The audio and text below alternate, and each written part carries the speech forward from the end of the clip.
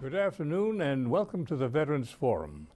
My name is Bob Stevens and we're here in the Derry Community Television Studio here in Derry, New Hampshire. Today is the 15th of May, 2017. Boy, that clock is really rolling.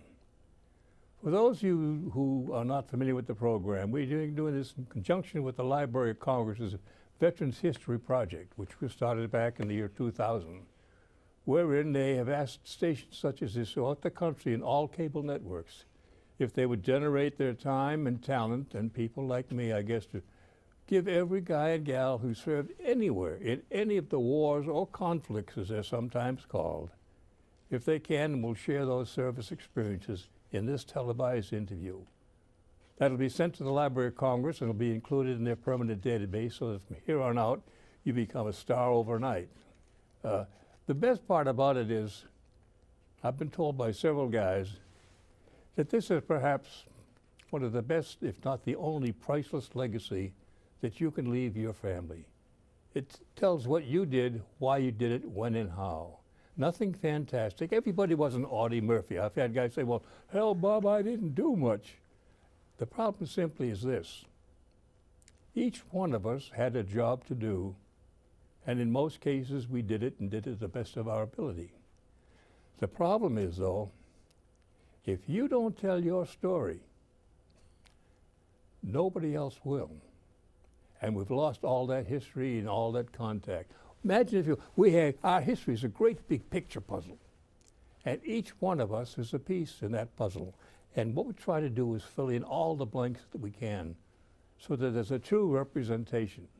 Nothing Hollywood, nothing glamorous, nothing spun, as they say today. It's the facts as they are, history recorded by the people who made it. Now today we have another, oh, excuse me, I forgot something. I keep waving this thing, but I forget to use it. I'd like you to read that very carefully. 211. This is a new telephone link, if you will, throughout the state of New Hampshire, wherein any guy or gal who needs help, or perhaps their friends think they can help them that way, call that number, 211. It'll put you in touch. You probably can't read this, but there's a card of 18 to 20 different people and groups that are there to help you in any way they can. The only requirement, you must have had at least 6 months honorable service and an honorable discharge. Once you've met that criteria and you have a problem, remember this. It's there for you, you worked for it, you've earned it, and if you need it, do it. Okay? Now, today, let's get on to the show. I'm going to ask John to introduce himself, and then we'll take it from there. Young man, we're on. Would you tell us your name, where you live, rank, date of discharge, Army and Navy, what have you? My name is John Brock. I live in Hooksett, New Hampshire. I was in the U.S. Army from January 17th, 1968 to December 29th, 1969. Wow. And I was a draftee.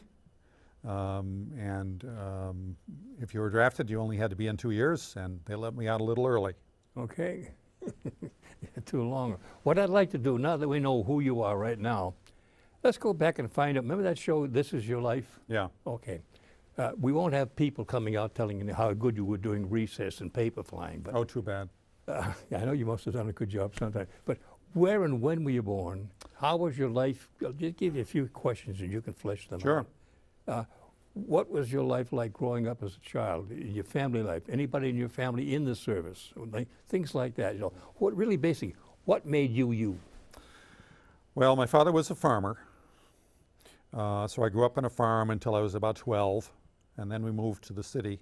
What kind of a farm? A wheat? A dairy. Dairy camp? Okay. Dairy farmer. Not very successful because we didn't have much money and the farm needed a lot of work, so it didn't last. I had to get out of it. Oh. And he went on to do a lot of other jobs. But he was a World War II vet in an anti-aircraft battery in Europe for 4 years, and had a lot of photographs on the wall. And this is a man, my father, that never said very much. If he if he could say it in one word, he would. The Yeah. whole sentence. And a great guy, but just not very talkative. Those so- pictures gave him away, I bet. Yeah. So there was this one photograph on the wall that impacted me the most, and it was a group of he and his guys with one woman in the middle in Europe, France, it looked like. And they were all smiling, and so was she, and it looked like they were having a great time. And I just gleaned from that war must be a little fun. But a couple things my parents taught me were always do the right thing, and if it's your turn, stand up and do what's right. And be responsible for it. When my war started to happen, I was in and out of college. Before I was drafted, I flunked out of college 3 times. Oh, I don't want to drill on that, but let's go back a little bit. All right. Your childhood history, brothers and sisters, uncles, cousins, so forth. One brother. What did you do in school? Like, for example, on the football team, the drama club, that sort of stuff. All right. The stuff that makes you you. Well, I was a basketball player in school, also soccer, and in fact still play basketball at 69. Wow. I'm going to play tonight. Envy you. I certainly don't get around like I used to, but You're there. it's great exercise and it's fun. Oh, yeah. I went to a very small school in northern New Hampshire in a small town called Orford, a little bit north of Hanover. And the town was small enough where the whole student body for the high school was 100 kids. So it was very much like a small family. Okay. It wasn't a one-room schoolhouse, though, was it? Not quite, but Okay. Nearly. Close there, yeah, a couple of outhouses. yeah. But a great place to be, and great friends, great families. Okay. Did you have brothers and sisters? One brother, older. He was 8 years older, so I didn't know him very well. And he went off to the service when I was, I think, maybe about 12. And he was said he was waiting on the tarmac when the Berlin crisis happened. Oh, And they never went, but he said it was it was a busy time. something waiting there on the runway, because you don't know if you're going to go or not. You must have been Air Force. He wasn't. He was Army too. Oh, And he said when he was coming in, Elvis was just getting out. okay. I was thinking maybe he was going to be part of the airlift program. No, I'm not sure what he was doing exactly, but I used to tell him, you did your part. Okay. He made it home then. Yep, Good deal. yep. How were you in school, high school? I wasn't Good a student? superlative student. Okay. Anything you specialized in or liked and enjoyed? Acting. We had some plays, and I was in several plays, which I enjoyed a lot. Okay. Were you the comic relief or you were the heavy? I was a comedian. Heavy comedy. I was kind of the class clown. Okay. But you had fun doing it. Yeah, Okay. Great. and I think people appreciated it, up to a point. Okay. Now, when you got through school, what convinced you that you were going to go into the service? And did you have a choice, like volunteering or being drafted? I certainly had a choice. I could have volunteered. I could have gone to Canada. I could have gone to jail. Yeah. Or just- But I didn't like any of those alternatives. And the thing that cinched it, choosing to be drafted, was it was only 2 years. And at age 20, I thought, 2 years, that's a long time. yeah. I don't want to do 3. Which is kind of crazy because, if I'd enlisted, they say that you might have got what you asked for. Well, I talked to a lot of guys afterwards. They said they promised that, but That was a no-no. What the hell? They tried. that's right. Okay. Well, Where and when did you report? And how did you get there?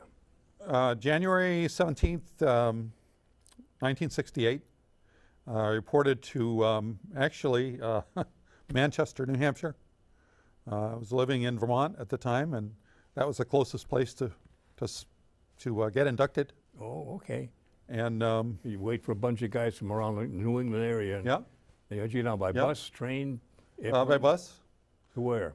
Then they sent us to Albany, and from there to whatever duty station they thought we were qualified for after testing. Okay, was that where you had your boot training too? No, Where- no, where they did sent that happen? me to Fort Dix in New Jersey for basic training. Okay. And after that, I think everybody in the unit but 3 were all sent for advanced infantry training, and in Louisiana at Fort Polk. Oh, in the swamps. Yeah, Amen. Okay. Question. yeah. I ask every guy, and Yeah. the same answer, but it all comes back differently. How was the first 2 or 3 days when you went from civilian to GI? Getting your clothes, your shots, and getting indoctrinated and trying to figure out what the hell's going on. 2 words: crazy and bewildering. Okay. You want to flesh them out a little bit? In Sure. what manner? Well, they have you running all the time to everything. Up to. If you're not going fast enough, they're going to kick you in the rear. Mm-hmm. Even at chow, you got to eat it real fast because Yeah. Could you eat it? well- What was your reaction to the food? Call it what you will. Wasn't like it Mama was made. awful. But you better eat something because Yeah. got to It'll keep you going. Yeah. Okay. Now, after you got through and when you went down to, was it Dick's, did you have any special training or a chance to be choosing a particular branch you wanted, artillery, infantry, tanks, or whatever? No. How did you decide that, or was it decided for you? It was decided for me after they did testing. And, if you didn't have some amazing skill then, you were probably going to be sent to the infantry. Okay. And Cannon fodder. yeah, A hell of a way to put it, but that's the way it sometimes came out. absolutely. Okay. Is that where you ended up? Yes. Where did you then start taking your advanced training? And what was your specialty? It was, we went to Fort Polk in Louisiana, and that must have been about March of '68. And let's see, they trained me to be a rifleman. Qualify? Oh yeah, expert. Okay. Now, whether I really was or not, I don't know, because they Don't seem to give be me doing a lot of Maggie's straws fudging. if you're an expert. Yeah, Looked like when I was up there, it looked like dandruff. yep, Couldn't hit the side of a barn. that's right. Go ahead. The great and awful thing about training in Louisiana was they said, this is going to be somewhat like the tropics where we're sending you to Vietnam. And Oh, they already conditioned you with that then, huh? yeah, oh yeah. Well, In those days, you had no choice. when you go through the gate, it says, we're going to train you for Vietnam.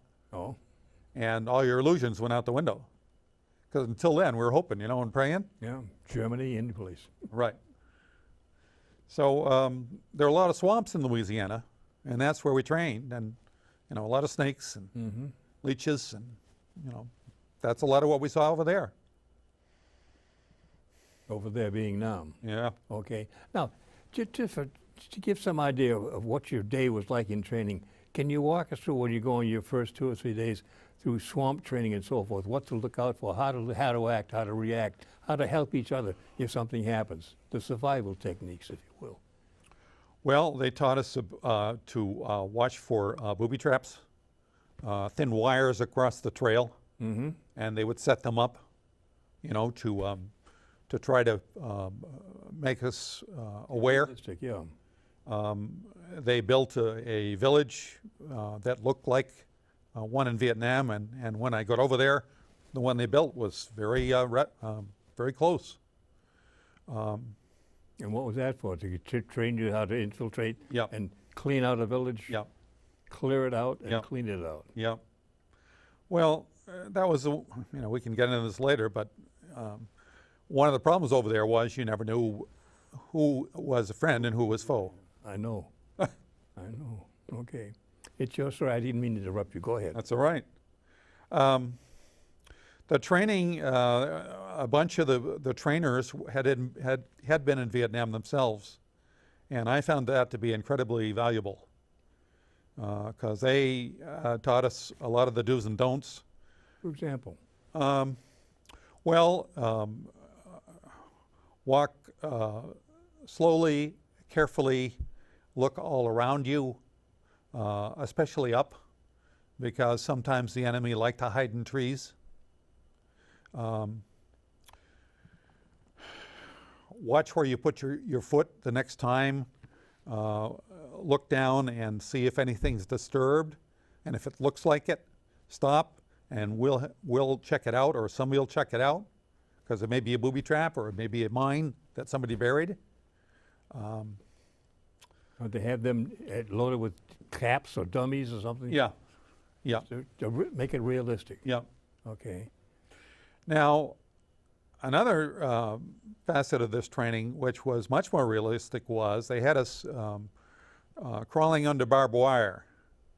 They had this whole stretch of barbed wire set up, and you had to crawl under it while somebody was firing a machine gun Yeah, 50 cals. over your head with tracers. Yeah. You know, some were lit up, Oh, yeah, and the fifth one.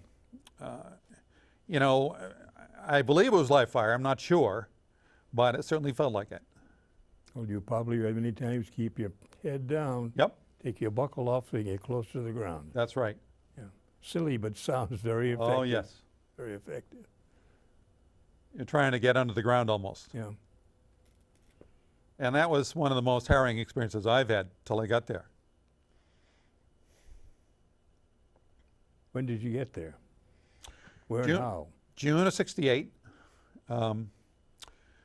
They put, you know, I don't remember the exact number, but it must have been about 200 guys on a plane, charter plane.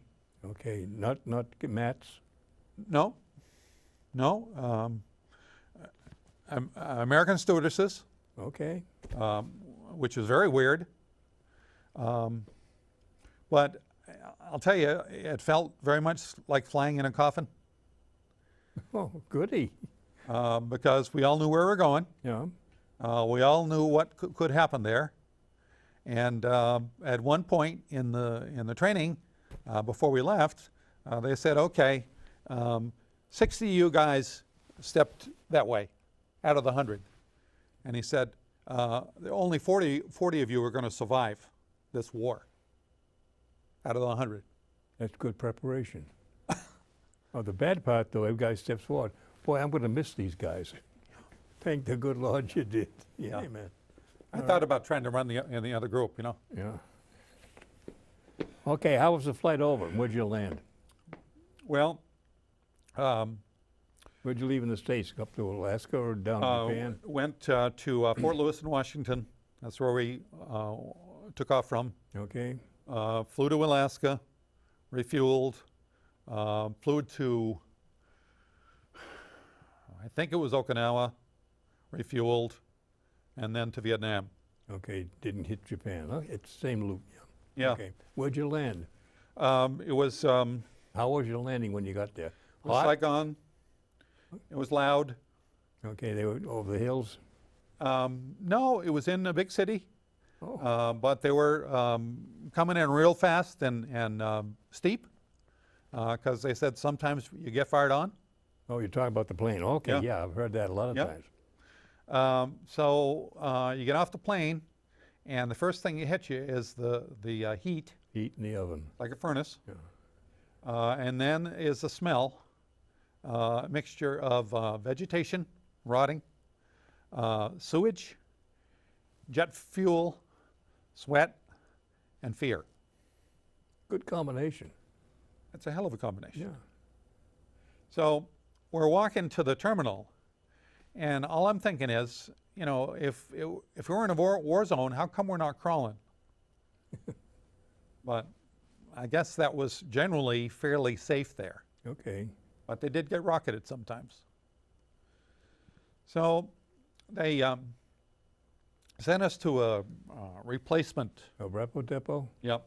All right. For a week, and they said this will give you a chance to kind of get acclimatized, used to the weather, so to speak, while we figure out where you're going to go.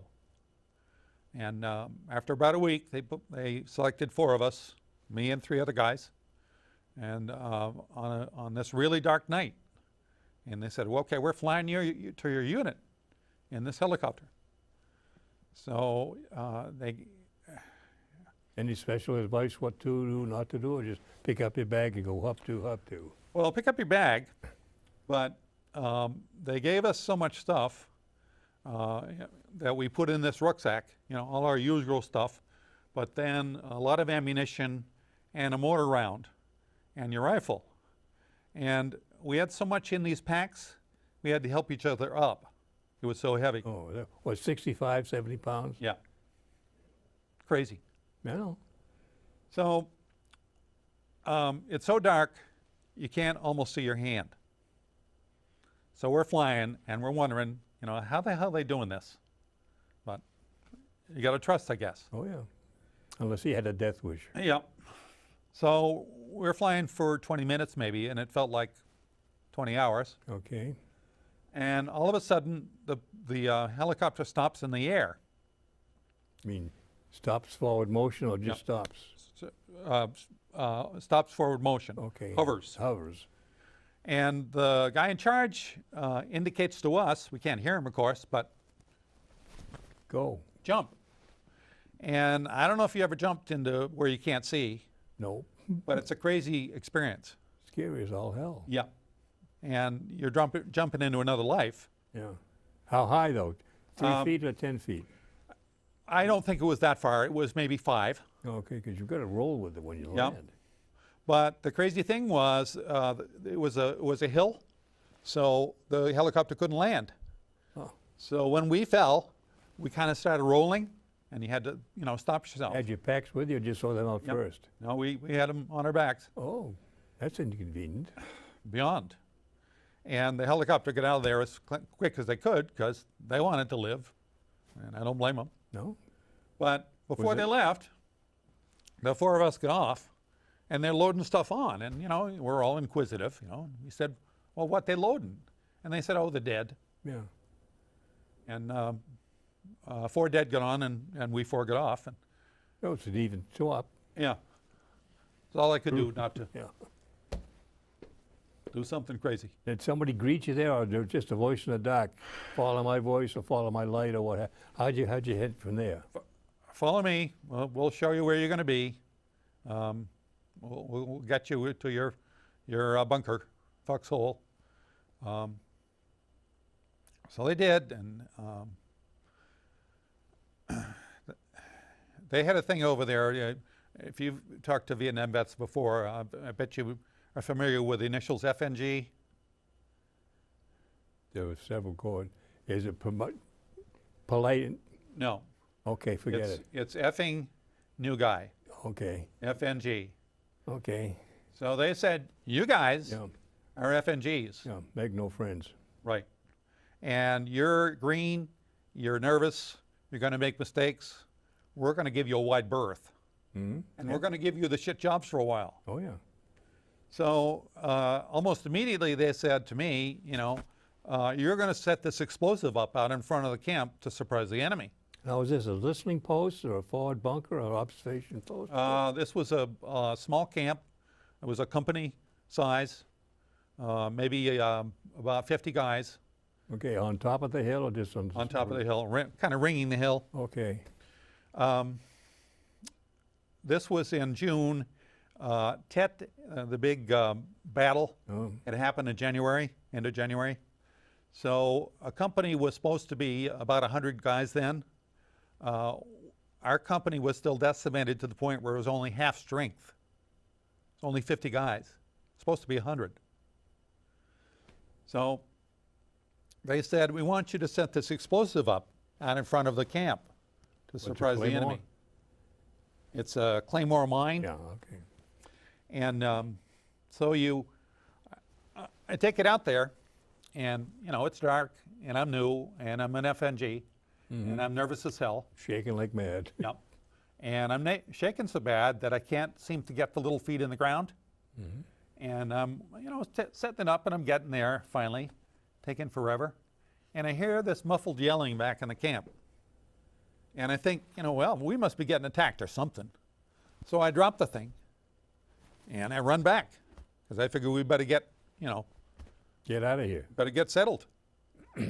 And somebody in the camp had heard a noise out front, thought it was the enemy, Opened up. threw a grenade.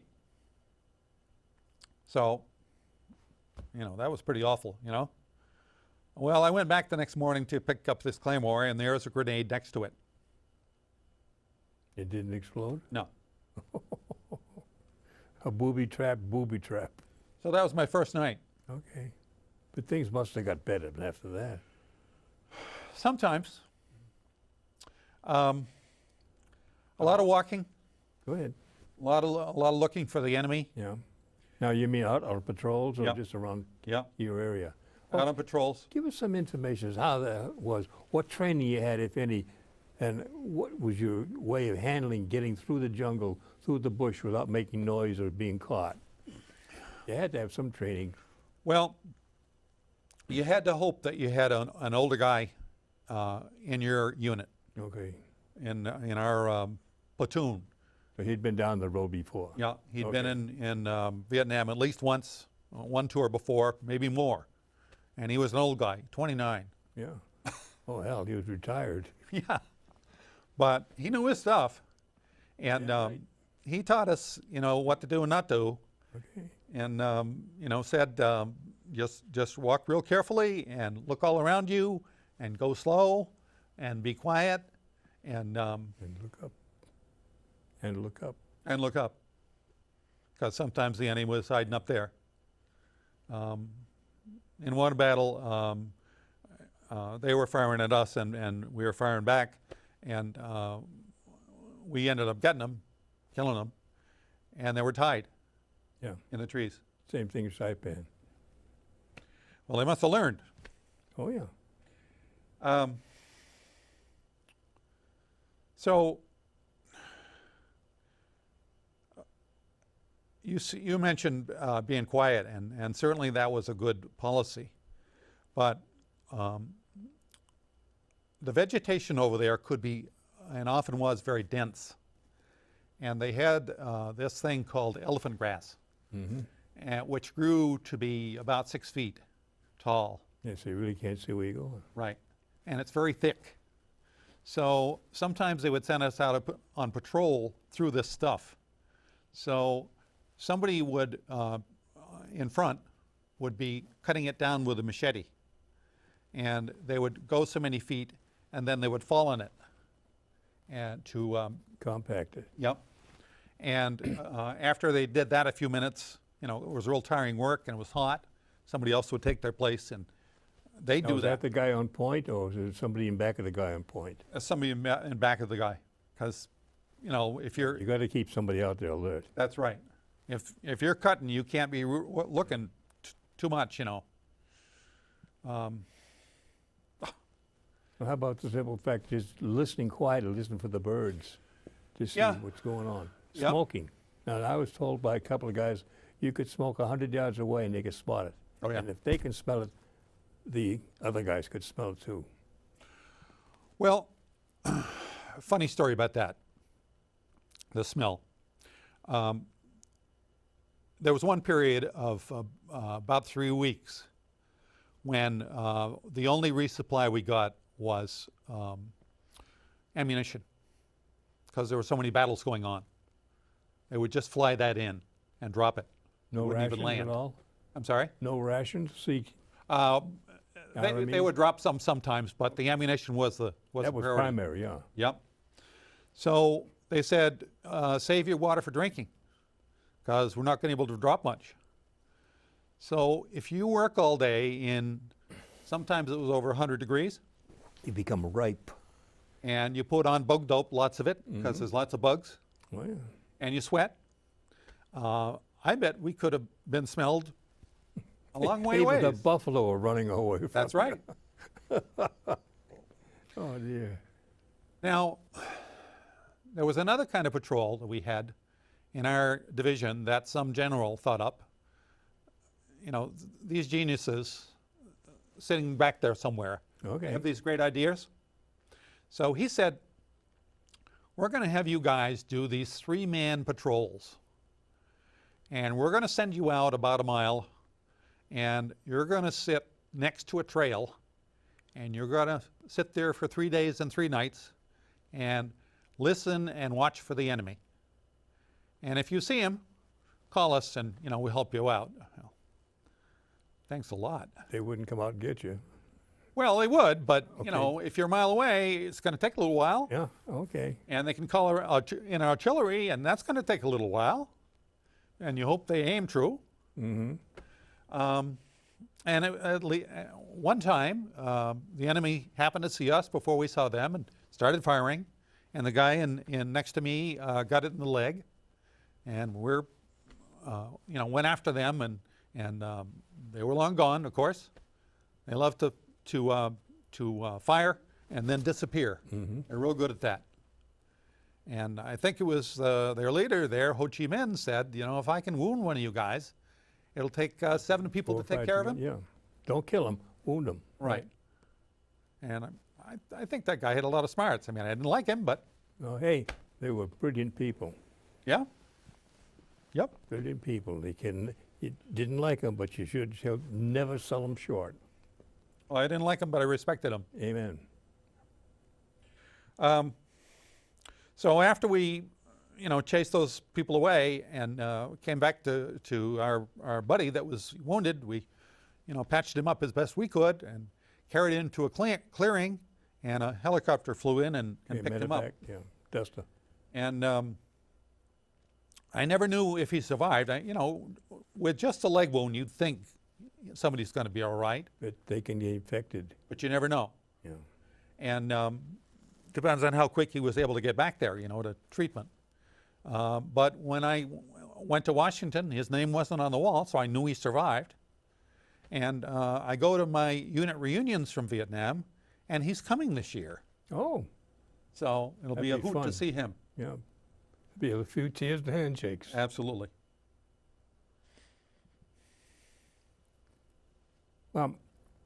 While you were these 3-man outposts, if you will, were you self-sufficient? Yes. Had your own water, own ammo, own radio, and everything else? Yes.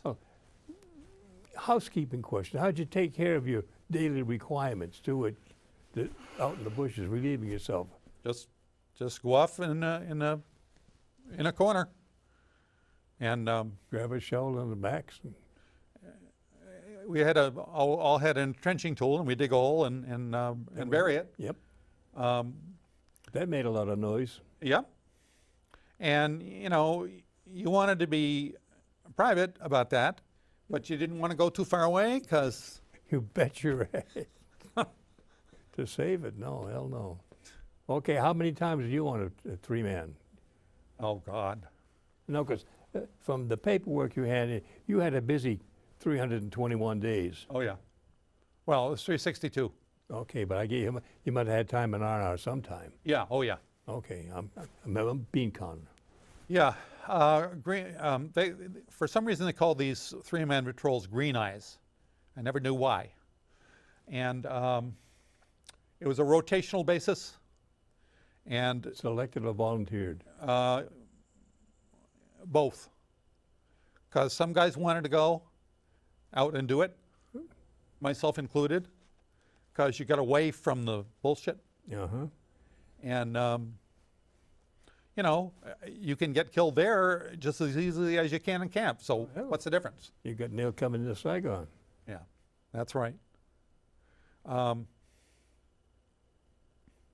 I would bet that I was on at least 25 of those 3-man patrols. Were any of them real good firefights or bad firefights? That was the only one, thankfully. Okay. Now, in time, did you become one of the old guys from a new bunch of green eyes coming in Yep. after you? You keep passing it down the line. Oh, yeah. How Yep. many times did you have to rotate before you got to be head man, if you will? Oh, I don't know. They had a thing over there, a designation called short, when you had so many days left, and I think it was probably 60. If you were short, you were, You were taken care of. yep, Had to. yep. And some of those guys still took chances, and said, I'm not sure I want to go home, and I hear all the crap that's going on there, and it doesn't sound like any fun, and maybe I'll come back and do this again. Hey, some did. That's right. God bless them for what and why. Yep. Yeah. Okay.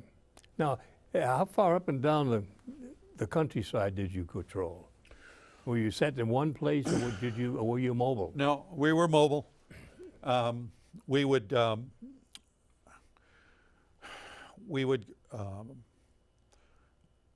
go to a hill. They would say, "Okay, you're going here." Okay. So Was we- everything designated hill such and such, hill 1, 2, 3, A, B, C, what have you? Yep. And you have a grid map? Somebody had to have a map. Yep. Okay. And somebody would call the person in charge, with us, and say, "You're going such and such, Okay. and leave now, or in 2 hours, or whatever." And you're either walking with all your stuff on your back, or we'll send a truck if there's a road, or a helicopter. But most often we walked. And there seemed to be no rhyme or reason to it. It was just another place to go to set up a camp. And we'd go there, and we'd all dig holes in the ground to take safety in. Yeah. Bunkers, they called them then, but foxholes, before. And if we were going to be there for a while, they would fly in some steel to put over our heads, and then we'd cover that with sandbags. Mm-hmm. If we were only going to be there one night, as often happened, we would just cut down some bamboo and put sandbags over that. And if you're moving your camp every day or every 3 days, that's a kind of a big hassle. And at least one time, we stayed in the same place for a couple of months. Oh, old timers. Yeah. And, there were people in our group that had been carpenters, so they would get busy with, ammo boxes and Oh, yeah. build, whatever we needed. And Skids and what have you. yeah. And would turn into quite a little city. Now, were you ever surprised by when you thought you were secure here, you had been surrounded by the enemy? Ever attacked that way? Oh, yeah. Tell me Absolutely. about that, if you can. Well, usually happen at night. And we would, when we set up a camp, we would set up several rings of barbed wire. They called it concertina wire. Oh, yeah. Barbed wire in rolls, kind of. With sharp edges. Yeah. And we would hang cans on it so that when the enemy was trying to crawl through, Get the can. cans would rattle maybe, Mm-hmm. we hope. Hoped. But they seemed to be real good at being silent, because sometimes they would get inside. So, we're firing at them and vice versa. And,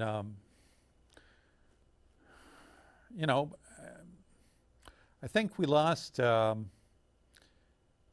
people in our unit that year, which, doesn't sound like very much, but 9 too many. it's 9 too many.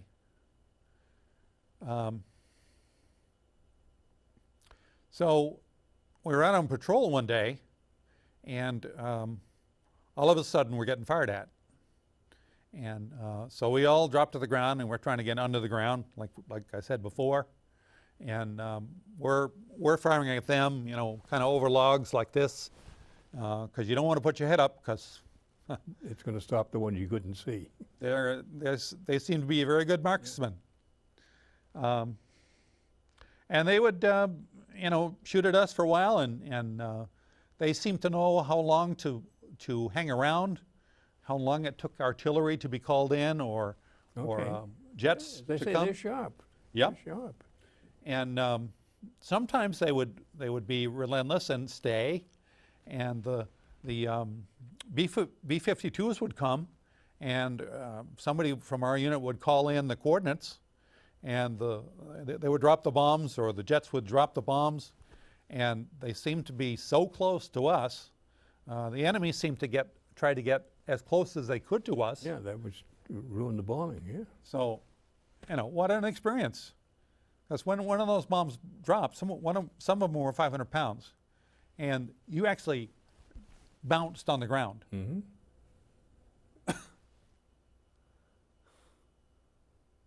Now, I don't know how many million pounds of bombs we dropped there, but it was a lot. And all I can think of is, of all the pawns we made, because those 500-pound bombs made an awful big hole in the ground. Okay. Okay. All right. I'm with you now. All right. Now, something else I want to tell you about is the animals. I didn't see any tigers or lions. I heard about them. Somebody said they saw one. I don't know if that was true. Anyway. But I did see the snake. And at one point we were... What do you mean, the snake or a specific type of snake? This was a boa. Okay, a boa constrictor. Yeah. And we were happened to be stationed with some local soldiers from the area called Mountain Yards. Okay. And they were native people, but they really knew their stuff. Mm-hmm. They were great soldiers, as opposed to some of the other Vietnamese soldiers who really didn't seem to give a shit, if I can say that. You just did. Flip later. All right. So one night they said, why don't you guys come over for supper? And none of us talked Vietnamese, and none of them talked English, but, So a bunch of us went over, and they're cooking something, and they said, sounds good, smells good. Yeah. And we said, what is it? And they said, oh, snake. And they somehow communicated to us that it was a 21-foot boa constrictor that they had caught and killed. Just in your honor. Yes. And that was quite an amazing experience. Oh, yeah. Now, this is your story, but I had the same thing doing after the war was over. Okinawa, we had special liberty into Shanghai, and I had 5 or 6 guys with me. I was a third class. And we got in there, and we were told to stay together and do so forth. And we had 3 or 4 days. And on the last day out, the guy said, let's see if we can find something. We have a real good Chinese meal for souvenirs. We got into the Park Hotel, ordered some stuff through an interpreter. The guy says, very good, we understand. We'll make good food for you, in effect. So we had 2 or 3 kinds of vegetables and some wine. And they bring a big, what do they call them? Bowl, carafe or something. And it looked like chicken fricassee. Hey, that tastes pretty good. What is it? Very good Chinese delicacy. Okay, we went 3 times around the barn. Oh, what is it really? He says, you call a fricasseed monkey. And 15 guys went for distance. Oh, good Lord. I made the mistake of telling that to my dad when I got home. Family gathering one time, says, would someone pass the monkey stew?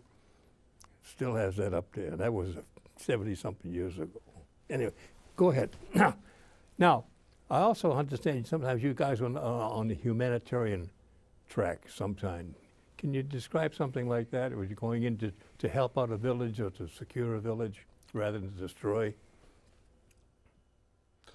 I never got the privilege to do that. Okay. Our unit wasn't we were never given a job like that. Okay. I wished we could have, but we were also told to never trust anybody Vietnamese, because you never knew Which is which. Yeah. which was which.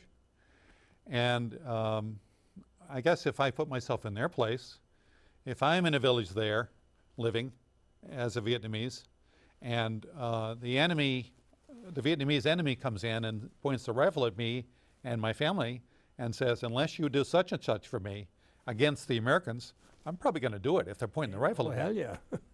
And, you know, we Americans went in and did that too, so, you know, how are you going to know what to do?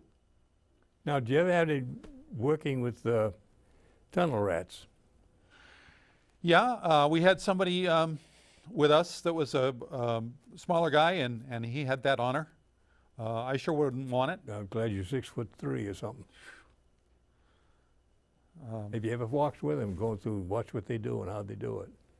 I never wanted to get that close to it. Okay, all right. We can't go there. Oh, now, how long before you started getting your short notice so that you're getting within the 60 days to come home? Where were you and how were you told about that? Well, everybody kept track.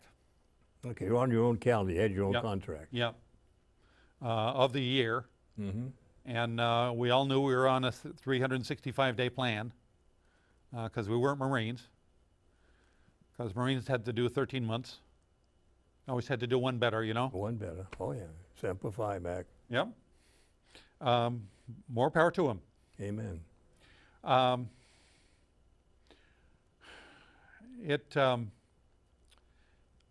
I'll tell you, it seemed like forever. Did you feel relieved, though, that or the pressure off it? When I got to be, quote, short? No. No. Because Day by day by day. because it could happen in the last day, Yeah, last minute. that has happened. Yes. You never know. So, How'd you process out of Nam when you get through the depot and go into the planes and that? How did that feel? unreal. Unreal. Unreal? Yeah. Why? I didn't expect to survive. I expected to die. That first night, surviving that grenade, Oh, that got your attention. it did. Wow. There was another patrol we went on another very dark night, if I can go back to that. Go ahead, it's your story. We were going up something called Superstition Mountain, and very steep. And why the hell we're going up there, I don't know, but you know, you don't get to ask, you're not given a reason. Go. Just go. Yeah, do what you're told and shut up. So we're going up there, and somebody said, you know, the French, you know, before us went up this mountain, a company of them, and they disappeared. They were never found. Yippee. So, and you know, I don't know if that was hogwash or not, but it really threw us for a loop. So we're going up there, and we get to the top, and for whatever reason, they decide to go down, because I guess it's just a patrol, and we get part way down, and you know, it's so steep that you got to brace yourself almost. We can lean back in. Yeah. Yeah. So they say, okay, we're going to sleep here. So, 10 pigs and toothpicks. well, you brace yourself against the tree. And I woke up in the morning, and I was 20 feet down the trail. Oh, you slid in your sleep. Yep. You had nothing to hook you on or anything like that? No. Well, that's weird. Who would pull a stunt like that? Well, why you're sent on a patrol when it's that dark, and you're going to be making that much noise, you might as well put up a lit billboard for here we the come. for the enemy. Yeah, Here we come. I know. So, oftentimes I thought we were just, as your term, cannon fodder. Because they said, you know, go out and look for the enemy. Well, the enemy seemed to be a lot He was all around. better at finding us than we were at them. It was his backyard, you know.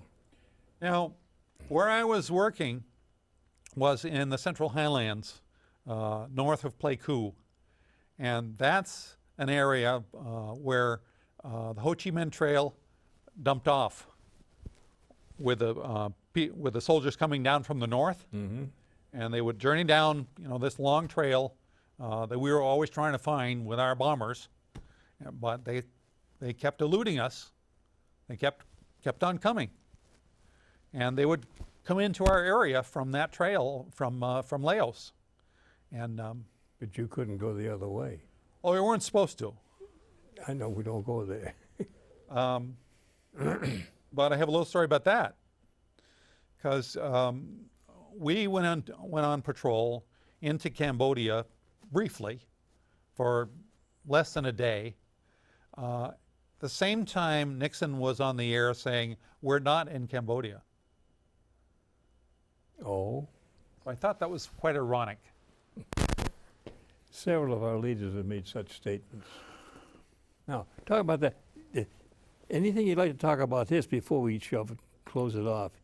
Well, that's a jacket that the natives would make over there, and it's made out of a blanket, Oh, and it's, camouflage blanket, yep, sleeping bags. yep. Yeah. And everything that we carried was made as light as it could be. And this is a space blanket. And the natives would beg, borrow, or steal this and make it into jackets for us and embroider it and sell it back to us. Wow. And I loved it, and I've kept it and show it whenever I can. And it's pretty neat because one of those kept me warm. Now, somewhere along in here, you could put a little red dot, I was here, or what have you. Yeah. Okay, now, let's get back to leaving. When you got on the complaint, how was the attitude of the people before you took off? And when you finally got to altitude? Well, I remember there was a big cheer, but I would say myself and everybody else on the plane just felt stunned. And I don't know about anyone else, but I felt stunned to be alive. Amen, yeah. And going back to this country that felt so foreign, meaning America. Yeah, but when you landed, did it still feel foreign? Very. Why? Because of the lack of reaction. Nobody seemed to give a shit. Nobody seemed to notice. Nobody seemed to care. You weren't picked on, spit on, thrown at? None of that. Okay, that's the other side of the coin. That's wonderful. And I'm glad about that. Yeah. But I sent out a Christmas card the Christmas after I got home. And I put on it, suppose there was a war and nobody cared. And I sent it to 40 friends and relatives. And I got no response. Nothing? Nothing. So I still need to do some research and find out, what do they think of that? Okay. A couple other things I want to mention, if I can throw them in. It's your nickel. They had something over there called R&R, rest and relaxation. And everybody got 1 week vacation away from the war. And there were something like 5 or 6 cities you could choose from at their expense. Oh, Okinawa, Japan. Yep. Even Australia. Oh. And I liked Japan, or the idea of Japan so much, I went and loved it, and to a resort, and came back, and it was all I could do to think about not coming back. But I said to myself, I can't do that to myself, my self-respect, my family, and how would I survive being a 6-foot American white guy? And with 5-foot chuttis. Right. So I went on with my tour, and eventually somebody in the unit came to me and said, "You want an R&R?" And I said, "No, I already had one." And they said, "Well, you get another one." And I said, "How come I got a second?" He said, "Well," offhandedly, "somebody died." Oh, man. You don't laugh. I said, "Okay, I'm sorry about that, but Amen. I'll take it." Any more stories? Any what? Any more stories? About the war? No, I was thinking after you got home. Oh, after I got home? Did you join anything like the VFW, the Legion, or what have you? Take advantage of the GI Bill? Did you get married? I got married soon after. Okay, because we got to talk about that. Because if the women aren't mentioned, we get hell. Yep. I got married about three years after I got back. When I got back, I remembered watching Vietnamese kids in our dumps We can, looking for food, yeah. barefoot, in all the glass. And it really struck a chord. So when I got back here, I decided I wanted to do something about kids. And ended up starting a youth center for kids in a crappy neighborhood in Vermont. And Well, good for you. met my wife there, and Is it still in operation? no, it lasted for about 4 years and went by the boards, Well, how was it financed? By the government or by contribution? government. Okay. It was an alternative to drugs and alcohol, and the kids in this crappy neighborhood were, a lot of them were sniffing glue, because that's what they could afford. Okay. That's bad. It was bad. Now, talking about your family life, do you have any kids? I have 6 kids. Okay. How are they doing? Well, And what are they doing? most of them are doing good. Okay. One, I have 2 marriages. The first one didn't last. It was about 13 years, and she said, you know, we're going in different directions, so see you later. Okay. And when I married her, she already had 3 kids. So I have those 3 stepkids, Oh, they're okay. excuse me, and then we had one together. And those guys are doing pretty well. Particularly the one we had together. He lives in Washington State, and he has 4 kids himself. And he's just a great kid, and you know, he's 40-something now, but you know, he'll always be your kid, you know. Amen. They never get too old. I talked to somebody 90, and they said, yeah, they were talking about their kid who was 70. Yeah. Well, I'm talking 93, talking about my great-great-grandson. Finally got one. I didn't get one, but waited in line. Good for you. So the second time I got married, it took, and we've been together 30 years, and she had 2 kids already, so I emotionally adopted them, and one of them is local, and he and his wife have 4 kids, and they're doing well. Good news. Yep. Now, what have you been doing to work to keep yourself employed and happy and so forth? Well, when I was in Vietnam, I didn't drink and I didn't smoke because I thought it would affect my judgment. And I wanted to do everything I could to survive. And I said, if I did that stuff, you know, especially smoking grass, Okay. you know, you get high, you get stupid. Well, people thought that was kind of strange, and they kind of thought I was a nerd, I guess, and real straight. And somebody along over there gave me the nickname Rev. Said, you're like a reverend, you know, you don't do this stuff. Father Wayne. What's wrong with you, you know, kind of? Yeah. Hey. So later when I came back, after I was back here a while, I was working at a church as a janitor, and started talking to the minister, and eventually felt this calling, and said to him, you know, if you want to be a minister, how do you do it? He said, well, you go to school. And I said, well, where? And this guy was a pretty high-speed guy, and he said, well, you go to Yale or Harvard. Oh, those 2 places, nothing else, huh? Well, that's all he said. Okay. So guess where I applied? Harvard, And Yale. both, were accepted? Harvard said my marks for shit. Oh, They were, you know, B's. okay. But Yale asked me, they said, do you have any experience with life and death? I said, yeah, I'm living, both. I wrote them 9 pages about the war. And they said, we've never gotten an application like this. Come on and join us. Were you able to? I was. Good, and the results? Well, the result was that I decided I didn't want to be a minister in a church. I wanted to be a minister to veterans. So when I graduated, I took my graduation present money and went to Washington and went to the VA and got some appointments and talked to them there. And Good. And they were able to help you? they were able to help me get a job, and Good. was a counselor with veterans for 22 years, Here or mostly in Manchester. Good. Good deal. And it was a great experience. Challenging, but Oh, yeah. I loved it. Well, the thing that you really love, you're never going to work. And so they say. Well, it was work, but it was fun. Okay. One question. Yeah.